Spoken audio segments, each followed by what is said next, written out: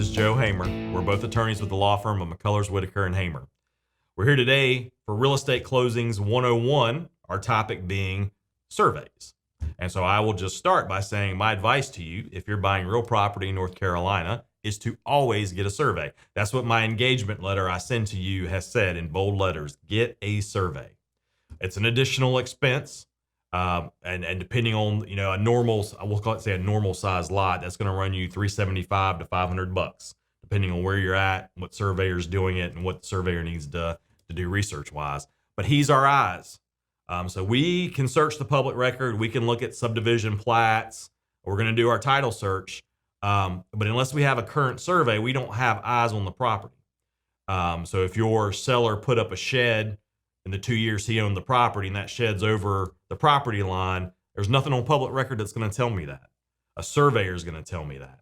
If a fence is encroaching, a driveway is encroaching, we're not going to see that from a title search. The only way we're going to know is if a surveyor's been out to your property, staked your corners, and told us the boundary lines. So my advice is always to get a survey. Even if your seller just got a survey 2 years ago and they're going to give it to you, you still get a survey. And here's why. You're getting title insurance as a part of your transaction. So you're going to have insurance that insures the title to your property. We're getting that for you as a part of closing. Title insurance will not, they have a survey exception. So if you get a survey and the survey doesn't show any problems, then your title insurance is going to cover you if something comes up down the road that a survey would have revealed. So if your surveyor misses an easement, misses an encroachment, you find out about it later, title insurance is going to cover you for that. If you choose not to get a survey, then title insurance takes an exception on your policy for anything a survey might have revealed, which is a lot of stuff. And so if something comes up down the road, your title insurance company may look at it and say, well, if you had gotten a survey at closing, this would have been revealed. We've taken an exception where we're not going to cover you for that, so you're on your own. And that's important.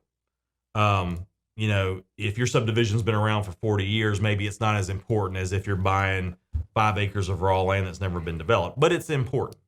So I can't overstate the importance of getting a survey. I think it's downplayed a lot. We don't see a whole lot of people getting surveys. I see it going down and down every year because it's an additional cost. No one wants to bring an extra $500 to closing. I should say you usually pay for your survey at closing.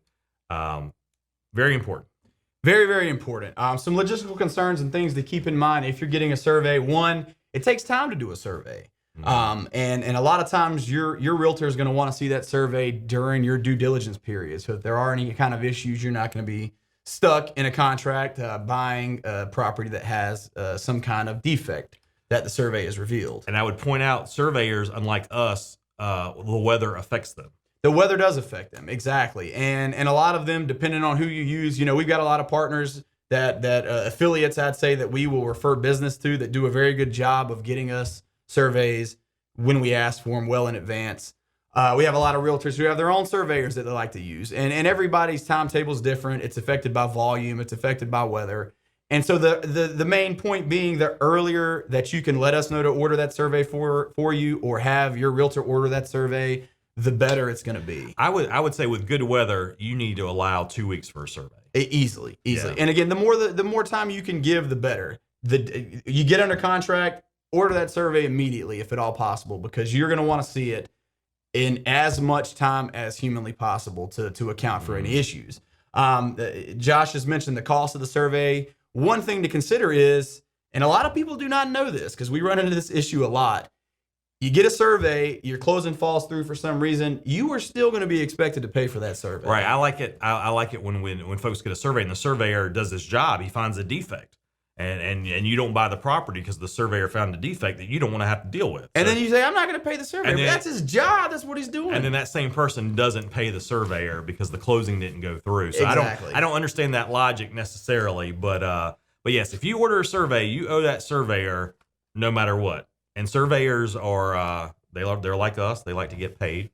They love to get paid. And I don't say that to discourage anyone from getting a survey. Just know. But just know that you're going to be expected to do it. And if you refuse to, you're going to have an angry surveyor potentially coming after you in that situation. Right. So.